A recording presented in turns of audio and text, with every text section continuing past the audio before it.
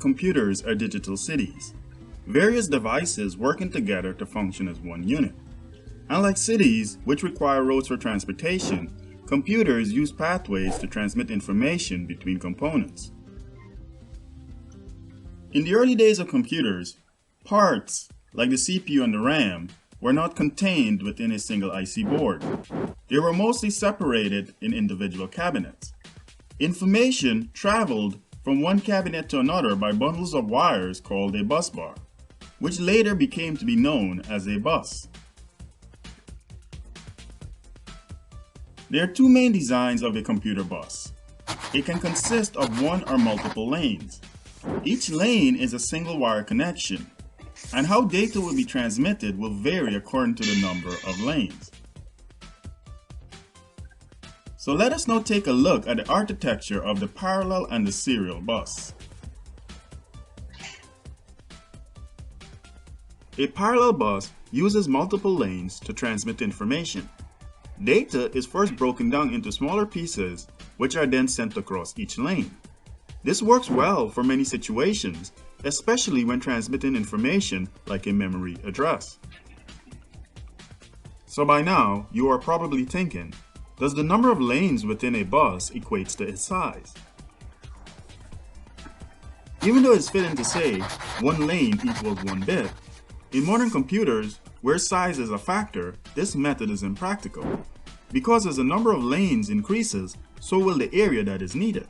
For example, a 32-bit bus will require 32 lanes, and a 64-bit will need 64 lanes. To keep circuits small, multiplexers were implemented. This process divided, say, a 32-bit address into two halves, and then transmitted them over 2 clock cycles by a 16-lane bus. This method improves the processing power, but at the same time keeps devices relatively small. The parallel bus remains the dominant mode for transmitting information within the computer. Components like the RAM and PCI connected devices all use parallel buses when communicating with the CPU. But in the future, this dominance may decline due to another kind of bus. Not all devices use multiple lanes when transmitting information. Some stream the information one bit at a time across a single lane. A bus that only uses one lane to transmit is called a serial bus. Initially, serial buses were slower than parallel buses and were mostly used for long-distance communications. At first, this choice was mainly because of the cost. It is less expensive to run just a single wire than it is to run multiple wires in parallel. But as signal integrity and transmission speeds improve, and the fact that parallel buses are more prone to electromagnetic interference, serial buses are also now starting to show up in short-range communications, which were once reserved specifically for parallel buses. Currently, serial buses can be found in connections like PCI Express, USB, and SATA, and this list will continue to grow for the foreseeable future. The design of the computer bus has changed over the years, which has started out as bundles of wires, are now integrated connections within microprocessors and computers' motherboards. Before the 1980s, major components in a computer were connected together by a single bus, called the system bus. To reduce cost and space, the system bus had three functions: a data bus, which transmitted data, an address bus, used for finding specified locations like within memory, and a control bus, which dealt with operations, for example, reading and writing. As integrated circuits continued to get smaller and smaller, faster, more efficient bus architectures were implemented. But though the system bus has been phased out for the most part, it still can be found in certain embedded systems. By the mid-1980s, CPUs started to use the North Bridge and the South Bridge, also known as a chipset, to communicate with components. This arrangement gave certain components priority over others. The North Bridge was connected directly to the CPU by the front-side bus, also known as the FSB. High-speed components which required the highest priority, like the RAM and the video card, were connected by their individual buses to the North Bridge. The South Bridge, on the other hand, dealt with the slower or lower priority connections, like USB, SATA, and Ethernet. This can be illustrated by the fact that the South Bridge was not directly connected to the CPU, but instead was connected to the Nord Bridge by the internal bus. The arrangement, of most of least importance, made systems more efficient and much faster. So buses are important to computers as roads are to cities. Their presence creates a unified environment that can function as a single unit. And as systems continue to evolve, so will the architecture of the bus. Next concept, that is main memory. Okay, what is this main memory? All of us know that a memory is a part of a computer which is actually holding the data and instruction for actually which uh, for what purpose? For the processing purpose. Okay, so the processor, when it wants to execute the things, it checks whether the memory is loaded with the sufficient instructions. Only then it is ready to, or the processor will be ready to work with a task or a program. Did you all understand?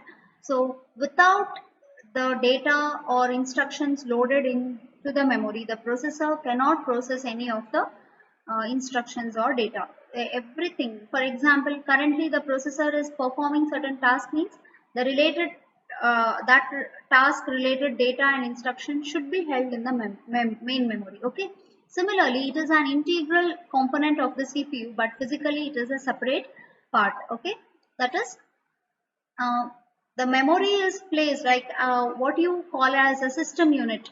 The computer, in the desktop computers and all, you find a processor, separate box kind, right? It is a system unit where the processor, then the memory, everything are placed as a one single component or integral component. It is being integrated to place together, right?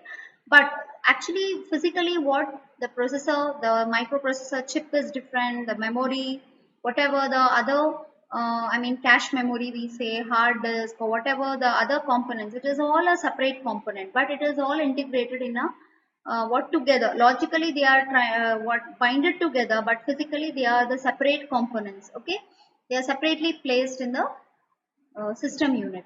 The main memory stores program instruction and or data for only as long as the program they pertain to is in operation. That is, if the processor is working on certain instruction or data task, means whatever the current task it is working, only the related data of that task is held in the memory.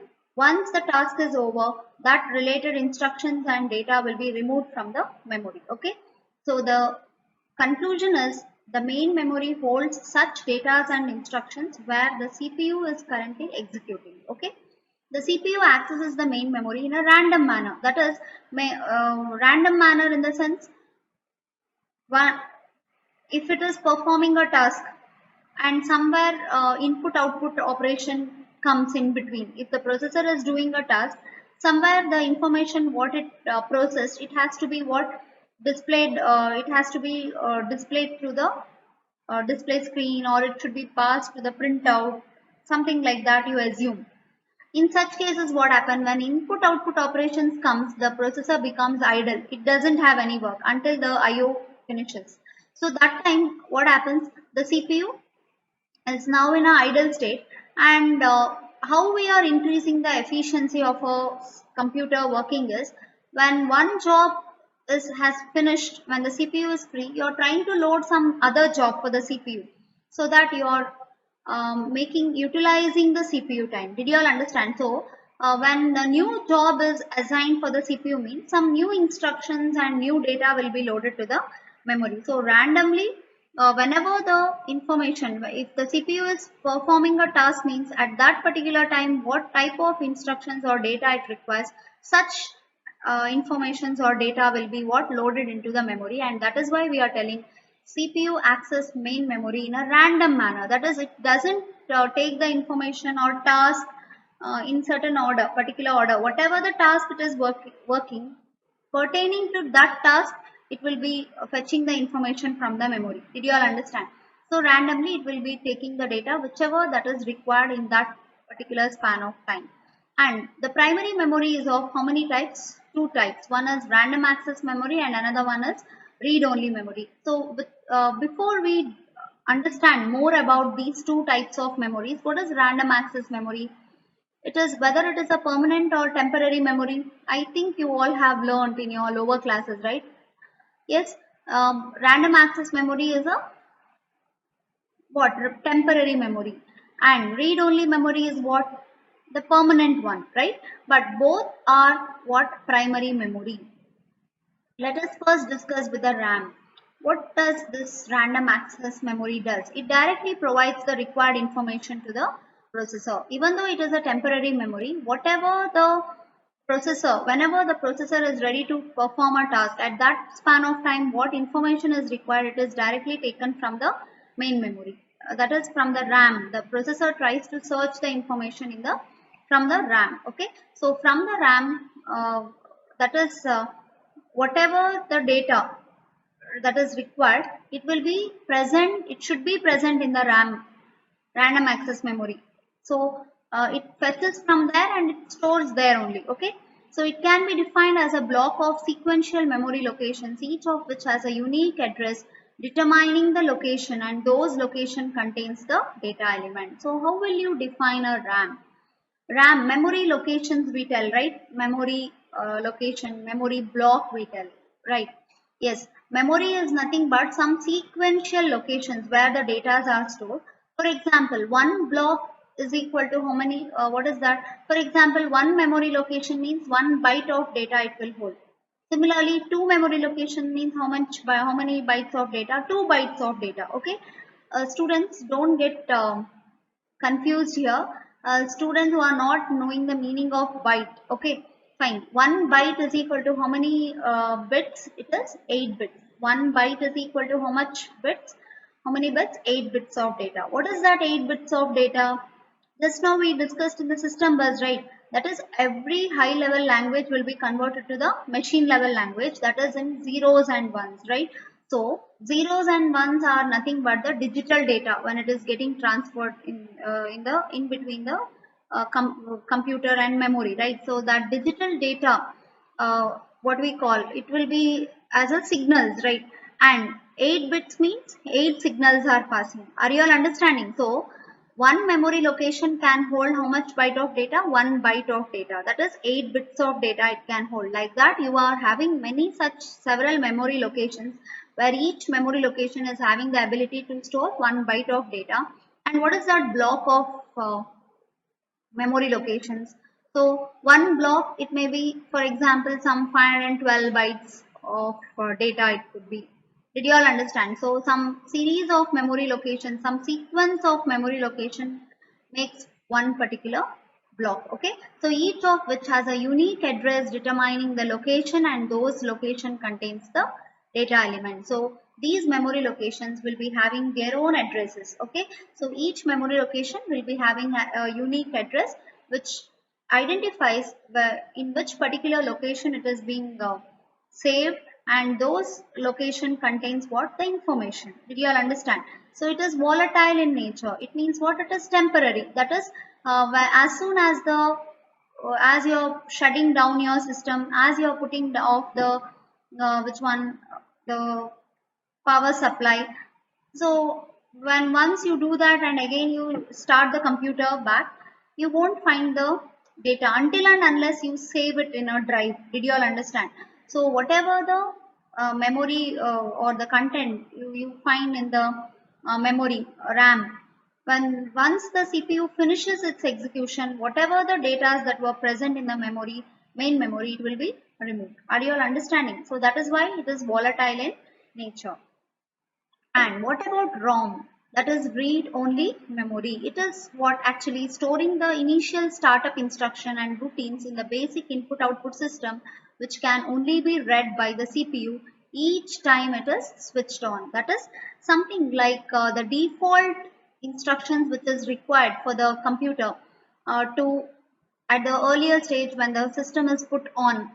Did you all understand? In such cases, such instructions are stored what, in which memory? Read only memory. That is, they are the permanent instructions. Whenever the system is switched on, those are the startup instructions we call. What is that startup instruction? It checks whether the basic, whichever the basic input output devices that are there, whether it is set up to the connected to the system, it tries to initialize, okay, like with the memory or the files, whatever the components are there as a software part. So the system program, what is that? The initial startup instruction means the operating system instructions, okay. So like Windows 8, XP, whatever the operating system softwares you have, it is all the system software. So those softwares will be carrying such startup instructions where it will be loaded initially in which one? To the RAM. Did you all understand? So but ROM holds these instructions permanently. Whenever the system is switched on, the same instructions will be run, and in the startup instructions, all these initial instructions will be what loaded into the main memory every time, okay. And ROM is non-volatile in nature. It means it is not like RAM, how RAM is temporary. It is not a temporary memory. It holds the instruction for a long time. I mean, it is the instructions put in the ROM is permanent. The instructions in the ROM are built into the electronic circuits of the chip called firmware. So where does this startup instructions are present? These are written in the chip called as firmware. Did you all understand? So firmware is a uh, what software which is holding all the startup instructions of the computer, and it is built in default in one of the circuit, that is the microprocessor chip. What you find in the uh, hardware component, as a hardware component you find these firmware what built in those circuits, okay. And read-only memory is also termed as random, is also randomly accessible in nature. Randomly accessible means what? Like it may not it is not compulsory that the instructions are to be exactly executed in some sequence. The instructions written in ROM can what? Randomly it can be fetched from the which one? The from the memory, okay. Then coming to the other kind of memory after primary memory, which is the second one we are discussing, cache memory. Is that clear? So how do you pronounce it? Cache memory. Okay. So but here CACHE, CA, after A, what C you are finding, it is what? The lower I mean it is silent there, so we call it as cache. The cache memory is a very high speed expensive piece of memory which is used to speed up the memory retrieval process. So what type of memory it is? It is a very high speed memory, that is um, compared to RAM, which one is very faster? Cache memory. Remember students, we had discussed registers, right? Which is one of the registers are part of CPU, right? Yes. So registers holds the results, intermediate results I had told, right? So the CPU can quickly access the data from the registers. After register, which is a very quickly, which is the next memory where the CPU can easily quickly access the data from the cache memory, okay?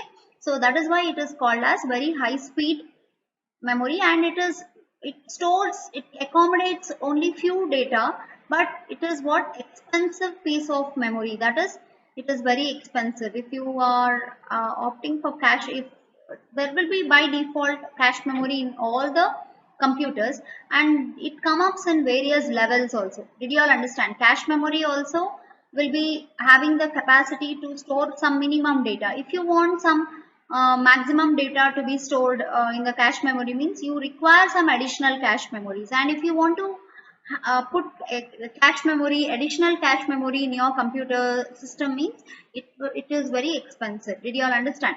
So it is used to speed up the memory retrieval process. So what is the main purpose of having cache memory? That is the searching process. Whenever CPU is given task, okay, this if the CPU can easily fetch very fastly, it can fetch the data, as the cache memory is very closer to the which one? The processor. Inbuilt where the processor circuits are present, built in the computer system. These cache memories are very closely placed near the processor. So in such cases, it can quickly get the data from the cache memory, the nearer memory, okay. And due to its higher cost, as it is expensive, it comes in relatively small amount of cache compared to main memory, okay. So whatever the size we find with the main memory, the cache memories are comparatively less, with respect to the volume of data it could hold. And without cache memory, every request from CPU to access data would be sent to the main memory, which in response sends back data to the CPU through system bus. See, in case if cache memory is not present, whenever the CPU wants the data, it has to approach which one? Main memory. And main memory tries to search the data, fetches the data and give back the data to the CPU with the help of which one? System bus. Okay, so data lines are what? Or data bus is actually there to send certain pass certain data info or data input that is required for the processor to process the instruction. So such data are sent through the data bus or the system bus. Okay. Then the idea of introducing cache is that it is extremely faster memory and would store data that are frequently accessed and if possible the data that are around it. It means the purpose of using cache memory is it is the information, the things what we want to perform a task, the CPU, whatever the task it wants to perform, the required data can be fetched quickly through the cache memory. Did you all understand? So, and what type of data it stores? It stores data that are frequently accessed and if possible the data that are around it. See, I told cache memory comes with very less size of holding the data. It can accommodate only few amount of data in its memory. Then how come the processor is getting the information from cache memory itself very fast when it is capable of holding only few information? See, the cache memory initially doesn't hold any data when you put on the system. When you switch on the system, when you start working the data, every time when when the system is running fresh for the first process when it is run, normally the cache memory doesn't will be empty. No information will be present. So for the first task, it has to what it finds cache memory, doesn't find any searches cache memory, but it doesn't find any data. Then it what tries to approach the main memory. It tries to check in the main memory. If the main memory is having, it will be providing the data or sending the data to the through the data bus. Okay, like that the things happen. If the main memory is having only the address information, yes, that address information will be sent through the address bus so that the CPU can get the exact data. Are you all understanding? These are the things that happen. So when once the processor finishes the first job, so whatever the recent data or the memory information, memory data or whatever it had used to process the instruction, to process the current task, what data it had used to process the current task, that data are all held in which one? Cache memory. Because why those data are put in the cache memory? Because these were the recent data that was used by the processor, one thing. And in case if the processor is working with another task and in case if the same data are required by those tasks also, the CPU should get it easily, quickly, right? So in such cases what, when the CPU gets the second task to run, to process, it directly, whatever the data it wants, it first searches in which memory? Cache memory now. Did you all understand? So when once the cache memory, as it is holding some recent data, it checks whether the CPU, what data is asking, whether it is present in the recent data which is there in the cache. If the cache memory is holding that data, it provides to the processor within no span of time. Otherwise, if cache memory didn't find the data, then main memory has to approach whom? To the processor should approach whom? To the main memory, so that the required data will be provided, searched and given to the processor. Okay, so this is to achieve the quickest possible response time to the CPU. So why exactly cache memory is? Because the response time of the CPU. What do you mean by response time? For example, if I am clicking some operation from the menu, quickly if I get the things what I clicked on, it is what the response is very fast, right? If it is taking time to process, it is what we call the response time is very slow, right? So if you are placing the cache memory, then as the CPU can access the recent data very quickly, then we call that processor with the help of cache memory can execute the task very quickly. Its response time will be made more efficient. Okay, and the computer uses logic to determine which are the most frequently accessed and keeps them in the cache. So on what basis the informations are kept in the cache memory? It tries to put a logic. What is that logic? I'm having many components on my table. Okay, but not all the components or things are important to me. I may find very few which are required very commonly. Okay, for example, it could be some USB, pen drive, or whatever, the water bottle it could be, or some my mobile phones. Okay, some books which I'm taking the session. Okay, these could be some of the very important items what I may require. So only that things I'll be keeping it in the cache memory so that I can easily get. Suppose if these basic things, if I have kept somewhere far, not nearer to me, then every time I have to get up or wherever I have to go search and then get back to my work and use it, right? So it is what I'm wasting so much of time. Are you all understanding? So we are the concept of using cache memory is here. You are trying to utilize the CPU time. Did you all understand? You are trying to utilize the CPU time. You are not leaving the CPU idle.